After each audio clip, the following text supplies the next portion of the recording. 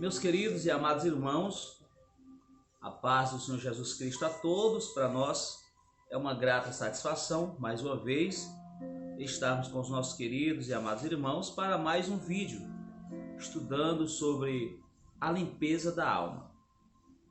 E antes de começar o nosso estudo, já quero pedir a você, se você não é inscrito no nosso canal, inscreva-se em nosso canal, acione o sininho, deixe o seu like para dizer que você gostou, vai nos ajudando na divulgação do nosso canal.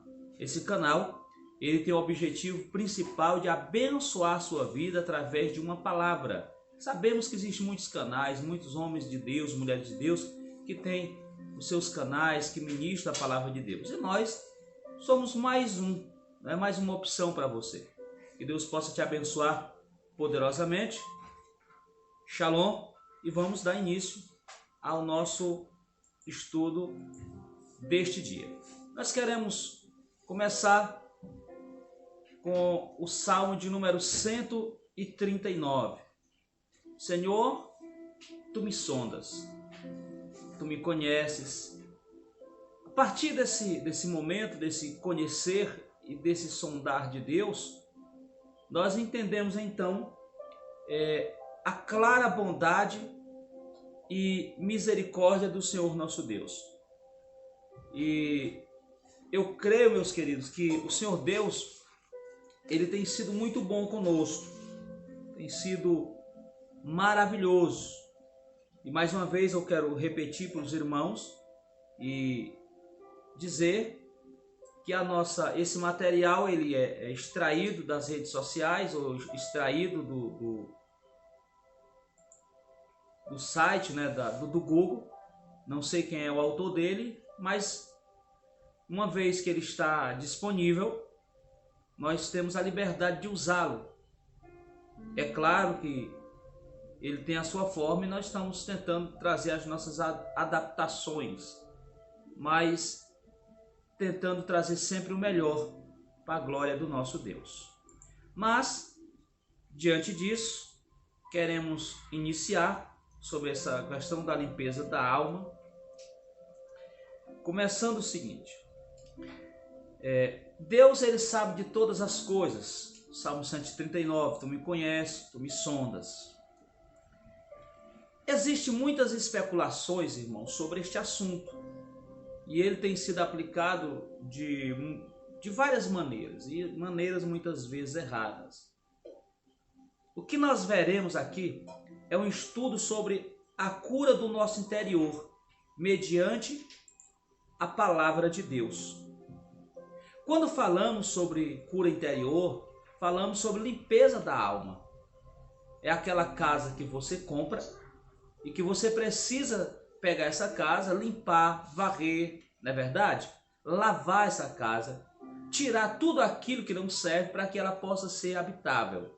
Assim, eu e você quando aceitamos o Senhor Jesus Cristo. A nossa casa vem suja. E muitas vezes nós não limpamos. Continuamos a nossa atividade e passamos a ter muitas práticas da casa velha. Quando nós nos convertemos, o nosso espírito ele é vivificado pelo Espírito Santo e é curado da culpa. Este é o maior milagre de Deus, quando eu e você somos resgatados da culpa. Agora, uma vez livres do pecado, eu e você estamos prontos para ter comunhão com Deus.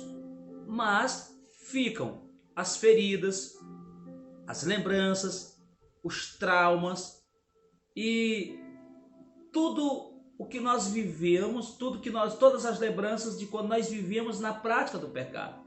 Isso não foi apagado. Nós não somos, é verdade, aquilo que nós gostaríamos de ser. Existem muitas frustrações em nossas vidas, que muitas vezes são situações, realizações não conquistadas, palavras não pronunciadas, sentimentos não pronunciados. Então, durante esse estudo, nós vamos descobrir várias verdades a respeito das nossas vidas que precisam serem curadas e enfrentadas. Eu e você precisamos enfrentar muitas coisas das nossas vidas. O Espírito Santo, é o Espírito da verdade. E ele vai revelar quem verdadeiramente somos nós. Tudo que Deus revelar durante esse tempo, falha de caráter, pessoas que você magoou, pecados encobertos, vai te levar exatamente ao conhecimento de si, para que você possa se aproximar dessas pessoas e pedir perdão para elas. A Bíblia diz no Evangelho de João, no capítulo 8, versículo de número 32, e conhecereis a verdade, e a verdade vos libertará. A cura, ela está na palavra de Deus.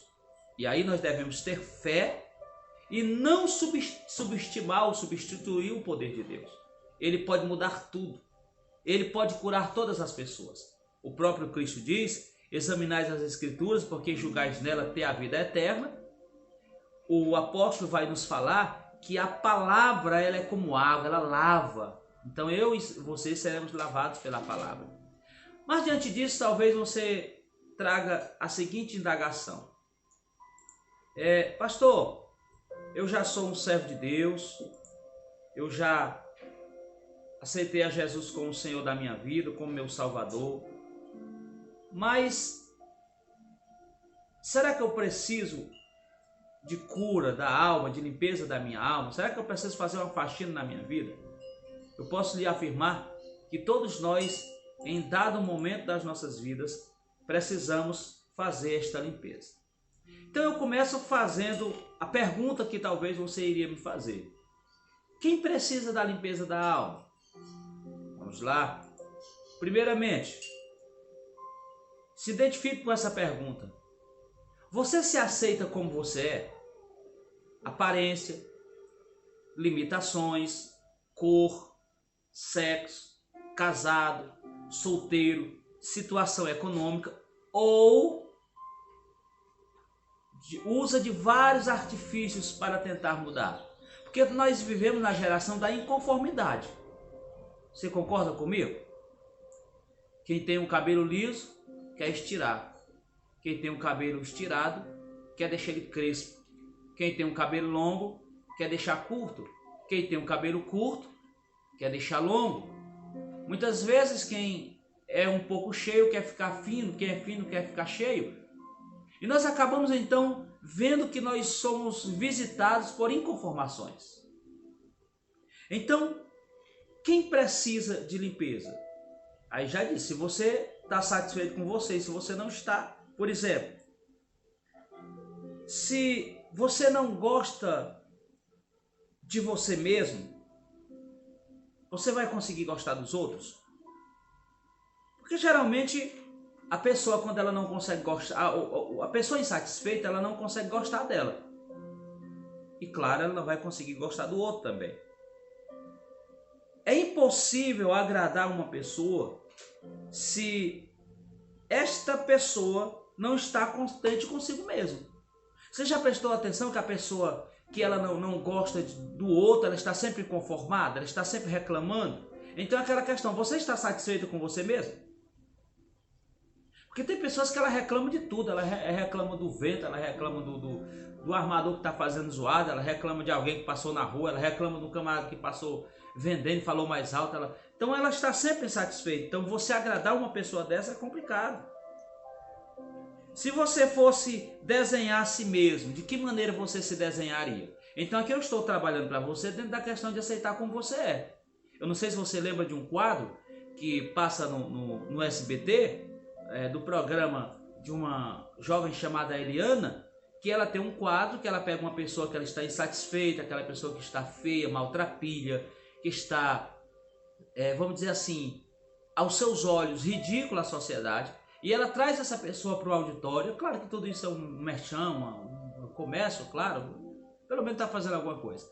E ela traz essa pessoa, dá a essa pessoa uma limpeza de pele, dá essa pessoa um tratamento dentário, dá essa pessoa um tratamento estético. E quando essa pessoa vem, ela vem completamente diferente. Você vê uma pessoa antes e outra depois. Mas antes disso, ela passa por alguém. Fica uma cortina, uma pessoa de um lado e ela de outro. E aquela pessoa diz assim: diga de como é que você se vê. Ou seja, como você se vê no espelho. e aquela pessoa começa a descrevê-la. Quando aquele camarada termina de desenhar e que mostra aquela pessoa para quem ela estava se definindo, ele vai então observar o quanto ela se vê horrível. Então, de que maneira você se vê no espelho? Você aceita as responsabilidades de ser homem ou mulher? Porque isso também é questão de aceitação. Nós estamos vivendo numa época que está complicado. O homem quer ser mulher, a mulher quer ser homem. E aí nós estamos tendo esse conflito de guerras, de ideologias, de gêneros. E fica complicado. Porque alguém diz, eu nasci homem no corpo de mulher. Eu nasci mulher no corpo de homem. E de repente nós observamos que isso é uma não aceitação. Você aceita a si mesmo sem revolta? Porque existem pessoas que elas são revoltadas consigo mesmo. E consequentemente também com o próprio Deus. Segunda pergunta que eu quero lhe fazer. Você se acha ou acha que as pessoas lhe consideram uma pessoa amarga? Como é que você observa que o outro lhe trata? Ou seja, é aquele que não tolera a si mesmo, né? Que está sempre de mau humor. Você está sempre de mau humor? Tem gente que vive de mau humor. Parece que ela está sempre chupando limão. Parece que está sempre sentindo um cheiro ruim no nariz. Não sei se você já viu gente assim pertinho de você. Que a gente chama aquela pessoa, parece que é bipolar, sei lá como é. O que acontece com essa pessoa? Tem hora que ri, tem hora que está com raiva de tudo, espraguejando, reclamando. Porque essa pessoa, ela se considera amarga e faz com que os outros também a considerem. Então você se acha ou acha que as pessoas lhe consideram uma pessoa amarga? Terceiro, é difícil para você aproximar-se de outras pessoas, estabelecer diálogo, romper ambiente? Muitas vezes nós temos esse tipo de pessoas que ela tem essas dificuldades.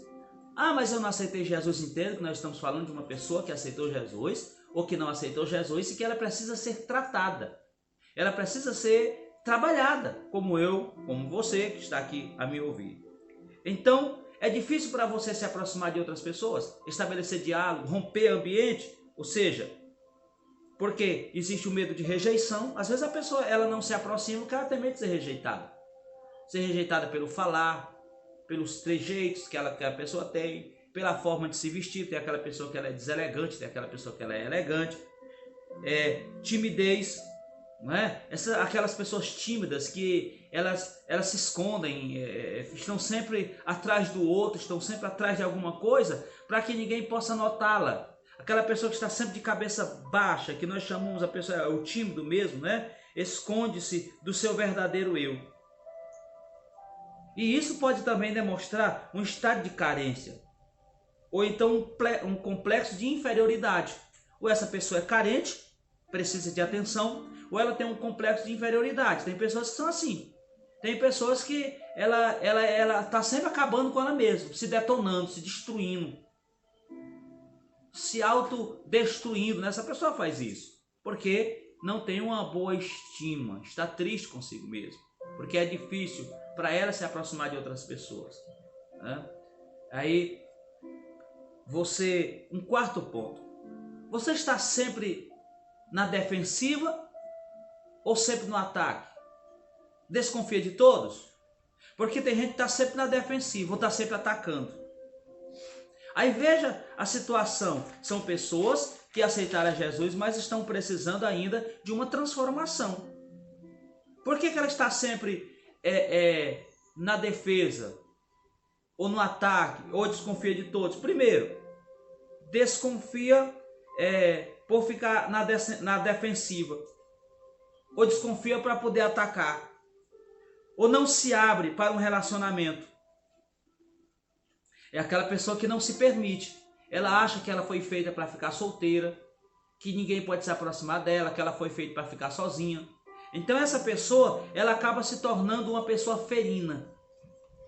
Ela acaba ferindo o outro para que o outro não se aproxime dela. Quando o outro se aproxima, ela dá uma patada naquela pessoa. Mas eu tenho mais uma pergunta para te fazer, uma quinta pergunta. Quando você vai a uma reunião, você vai cumprimentar os outros ou você fica esperando que eles venham? Tem aquele camarada que ele é popular, ele chega no canto dando a mão, oi, tudo bem, bom dia, boa tarde, boa noite. Mas tem aquele que ele chega, ele se senta no cantinho dele, baixa a cabeça, se alguém quiser venha falar comigo. Então, de que maneira você se relaciona? Isso é exatamente, é ficar observando quem não veio cumprimentar. Aí depois, eu cheguei na reunião, o pessoal me vira, faz de conta que eu não estava nem ali. Porque isso aí também pode demonstrar uma carência de afetividade. E aí com isso ele fica chateado. Ficou chateado porque alguém não foi cumprimentá-lo. Ficou chateado porque alguém não foi até lá. Mas eu tenho mais uma pergunta a te fazer. Você acha que é demasiadamente tímido, áspero ou duro com os outros? Como é que você se definiria? Você se passa por humilde? Ou sempre dá respostas grosseiras? Porque vamos definir o que é a humildade, né? Tem pessoas que ela acha que humildade é andar maltrapilho. Já tem aquele que acha que humildade é a falsa humildade, aquela pessoa não sei o que. Não, a humildade é aquele que sabe, mas parece que não sabe. Humildade é aquele que tem, mas parece que não tem. Porque tanto faz ele saber ou ter, isso não vai fazer diferença. O que vale para ele não é o que ele tem, nem quem ele é, mas as pessoas que estão ao seu lado. Diz um certo pensador que a humildade é um dos atributos que quando você descobre que você tem, você já perdeu. Então você se acha que é demasiadamente tímido ou áspero demais com os outros? Mas eu tenho uma sétima pergunta a te fazer. Você usa com frequência de ironias, zombarias, sendo ferindo em suas observações sarcástico, né? Irônico. Ou seja, essa pessoa, ela faz caretas e trejeitos. É aquela pessoa que quando ele está na frente daquela pessoa, aquela coisa bem séria, quando a pessoa sai, aí ele faz careta, faz mungango para a pessoa porque a pessoa saiu. Então exatamente é uma forma sarcástica de ferir o outro, de não ter coragem de dizer o que pensa e chega, meu querido, meu irmão, tudo bem, abraço, tal. Mas quando a pessoa chega, é o que nós chamamos aqui no Nordeste, tem um programa de televisão que tem um personagem chamado Coxinha, né? Não sei se você já teve a oportunidade de ver. Então, como é o Coxinha? Lá vem o fulano de tal, meu autarquia, fulano de tal. E quando a pessoa dá as costas, vá. Ou seja, a pessoa simplesmente desmancha dele. É isso aqui que ele está querendo me dizer. É aquele que é irreverente, né? Mas eu tenho uma oitava pergunta para você. Você usa ares de suficiência, prepotência com os outros? Ou seja, não existe complexo de superioridade. Isso é apenas uma capa para esconder um sentimento de inferioridade e segurança. Porque às vezes a pessoa ela quer mostrar uma autossuficiência, mas ela está insegura. Ela não quer demonstrar para o outro que ela não sabe. Não, eu sei. Não tem essas pessoas? Autossuficiente, tudo ela sabe. Você precisa ensinar, não, eu sei. Tu manda ela fazer, ela não sabe. Então, é isso que eu preciso entender. Então, essas pessoas são pessoas que precisam de limpeza da alma. Mas tem ainda uma nona classe, um nono tipo de pessoas. Você tem dificuldade de olhar nos olhos das pessoas para conversar?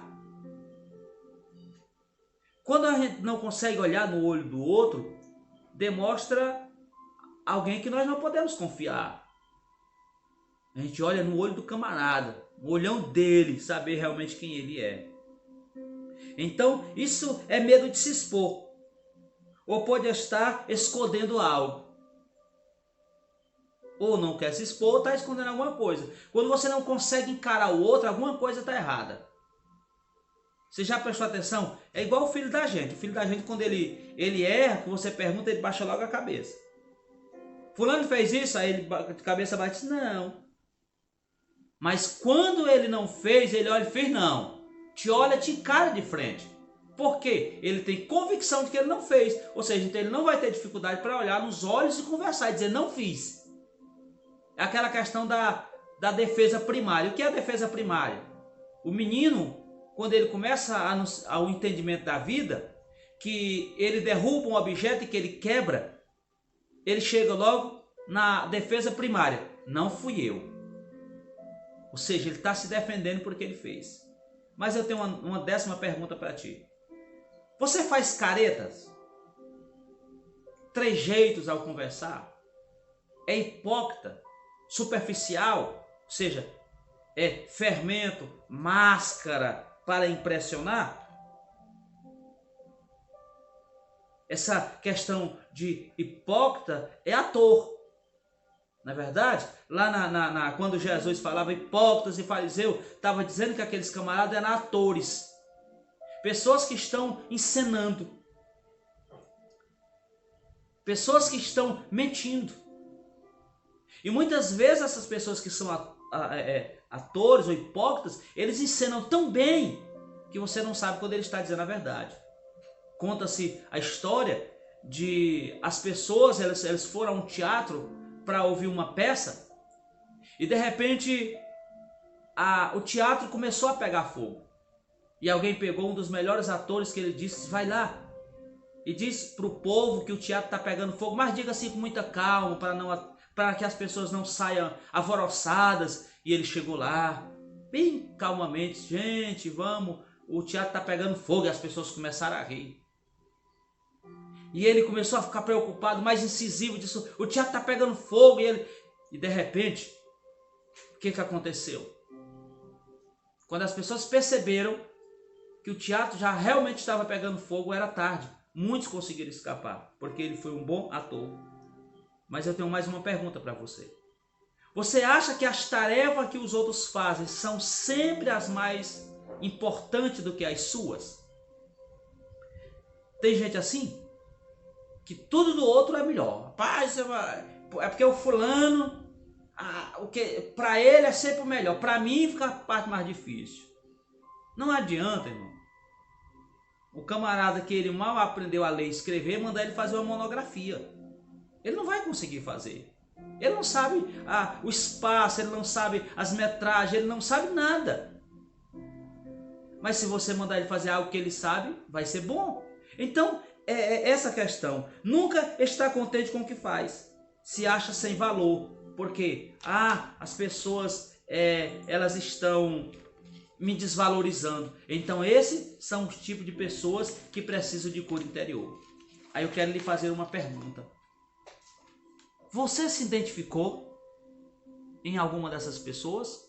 Você se identificou com alguma dessas pessoas? Eu posso lhe dizer, sem sombra de dúvida, que você precisa da limpeza da tua alma. Se eu me identifiquei, eu posso te dizer que eu preciso da limpeza da minha alma. Mas vamos lá. Nós vamos estar falando sobre o homem. Escute isso aqui. Essa parte do estudo é importante para compreendermos como é o ser humano. De que forma esse homem ele é formado. Conhecemos a sua estrutura, a partir daí nós vamos identificar as áreas de nosso ser que precisam de cura. Então eu preciso conhecer a minha estrutura para saber aonde eu preciso ser curado. 1 Tessalonicenses 5,23 diz assim: E o mesmo Deus de paz vos santifica em tudo, e todo o vosso espírito, alma e corpo sejam plenamente conservados, irrepreensíveis para a vinda de nosso Senhor Jesus Cristo. O ser humano, ele é tripartido: corpo, alma e espírito. Todo homem é espírito, alma e corpo. O corpo é diferente da alma e a alma é diferente do espírito, que é a formação do ser humano. Mas como é que forma o homem? Deixa eu explicar como é que forma o homem. O homem tem o espírito, que o espírito ele é a essência de Deus no ser humano. É o pneuma, é o fôlego de vida. O homem tem a alma. O que é a alma? A alma é dividida em 3 partes: mente, vontade e emoções. E ele tem o corpo. Então é espírito, alma e corpo. Alma, mente, vontade e emoções. O homem é um espírito que tem uma alma e habita no corpo. Então o homem é um espírito que tem uma alma que habita no corpo. O Espírito Santo é o ponto de contato com Deus. É através do meu espírito que tenho consciência de Deus e me relaciono com Deus. Deus é espírito e podemos perceber Deus no espírito. Quer ver? Efésios 5:22. No qual também vós juntamente sois edificados para morada de Deus em espírito. João 4:24, Deus é espírito e importa que os seus adoradores o adorem em espírito e em verdade. Então a alma é tudo que o homem é, sua personalidade, seu ego, áreas da alma que nós já falamos, mente, vontade e emoções. A alma do homem é algo singular. O corpo é minha forma visível. O homem, segundo está em 1 Coríntios, capítulo 3, e versículo de número 16, ele é tabernáculo. Não sabeis vós que sois templo de Deus e que o Espírito de Deus habita em vós? Então nós somos o tabernáculo. Como é que vai funcionar? Vai funcionar como aquele tabernáculo que nós conhecemos do Antigo Testamento, que tem o Santo dos Santos, o Santo Lugar e o Átrio. O Santo do Santo é onde ficava a arca. O Santo Lugar é onde ficavam os utensílios para oferecer ao Senhor. E o átrio é onde as pessoas ficava a mesa do propiciatório. Em Gênesis capítulo 2, versículo 9, quero que você entenda isso aqui para a gente chegar na parte final. E o Senhor Deus fez brotar da terra toda árvore agradável à vista e boa para a comida, e a árvore da vida no meio do jardim, e a árvore do conhecimento do bem e do mal. Escute, a árvore agradável à vista e boa para a comida, e a árvore da vida no meio, escute, no meio do jardim, e a árvore do conhecimento do bem e do mal. Então o jardim do Éden, você vai pensar comigo, vai visualizar a árvore da vida no meio e a árvore da ciência, do conhecimento do bem e do mal no canto, no jardim do Éden, ok? Gênesis capítulo 2, versículo 16 e 17. E ordenou o Senhor Deus ao homem, dizendo: de toda a árvore do jardim comerás livremente, mas a árvore do jardim comerás livremente, mas da árvore do conhecimento do bem e do mal, onde é que está a árvore do conhecimento? No cantinho. Dela não comerás, porque no dia em que dela comerdes, certamente morrerás. Então essa foi o aviso de Deus. Agora vamos para Gênesis capítulo de número 3 e versículo de número 1. Ora, a serpente era mais astuta que todas as animalias do campo que o Senhor Deus tinha feito. E esta disse à mulher: é assim que Deus disse: não comerás de toda a árvore do jardim? Aí veja, Gênesis capítulo 3, versículo 2, a resposta da mulher. E disse a mulher à serpente: do fruto da árvore do jardim comereis, mas do fruto da árvore que está no meio do jardim, disse Deus: não comereis dele, nem nele tocareis, para que não morrais. Então a serpente disse à mulher: certamente não morrerás. Por quê? Porque a mulher inverte a ordem. Veja: mas do fruto da árvore que está no meio do jardim, disse Deus: não comereis. Deus não disse isso. Quem é que está no meio? É a árvore da vida. Então a mulher troca a ordem. Quando ela troca a ordem, a serpente aproveita que ela trocou a ordem, mas a serpente não mente. Por que a serpente não mente? Porque a serpente diz: certamente não morrerás. Por quê? Porque a mulher trocou a ordem da árvore. Ela colocou a árvore do canto, colocou para o meio, e a do meio ela colocou para o canto. Então, por isso que nós somos esse tabernáculo. Esse tabernáculo de Deus caiu a partir da hora em que a serpente entrou e fez com que o homem comesse do fruto que não poderia. Criação e queda do homem. Deus criou o homem à sua imagem e semelhança. O criou para ter comunhão com ele. Adão, antes da queda, era um homem perfeito, irmãos, e usava todo o seu potencial da alma, mas era governado pelo Espírito. Como assim? Deus vinha, Deus conversava com Adão. Adão! E Adão passeava no jardim, Adão ia para cá, para acolá. Aí Gênesis 2:7 diz: e formou o Senhor Deus o homem do pó da terra, e soprou em suas narinas o pneuma, o fôlego da vida, e o homem foi feito alma vivente. Quando Deus fez o homem, como é que ficou? Lembra que nós falamos que é corpo, alma e espírito? Então, quando nós falamos que era corpo, alma e espírito, antes o homem era feito, era Deus, espírito, alma e corpo. Com a queda do homem, que vai acontecer no Gênesis capítulo 2, versículos 16 e 17, e ordenou o Senhor Deus ao homem, dizendo: de toda a árvore do jardim comerás livremente, mas da árvore do conhecimento do bem e do mal, dela não comerás, porque no dia em que dela morreres, certamente morrerás. O que ele fez? Ele comeu. E aí, e viu a mulher que aquela árvore era boa para se comer e agradável aos olhos, e a árvore desejável para dar testemunho, para dar entendimento. E tomou do seu fruto e comeu, e deu também a seu marido, e ele comeu com ela. Então aqui foi a queda do homem. O homem, criado à semelhança de Deus, tinha comunhão com Deus em espírito, que governava sua alma, que por sua vez governava o corpo. O homem era um ser governado pelo Espírito, porque ele tinha a essência de Deus. Após a queda, o espírito do homem morreu para Deus, e o homem perdeu a comunhão com ele.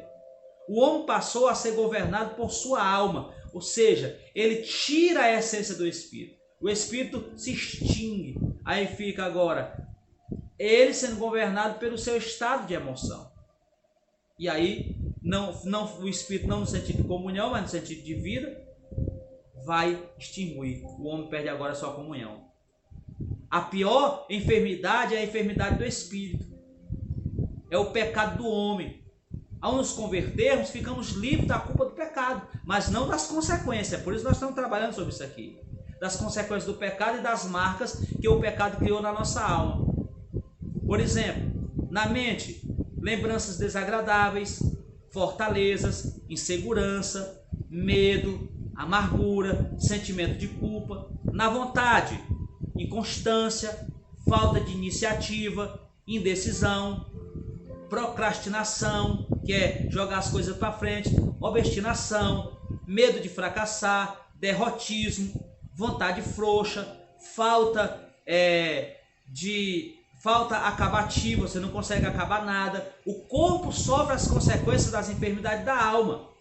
Ele é afetado por elas e também fica enfermo, ou seja, consequência do desequilíbrio. Ainda na mente, lembranças desagradáveis, fortaleza, insegurança, medo, amargura, sentimento de culpa.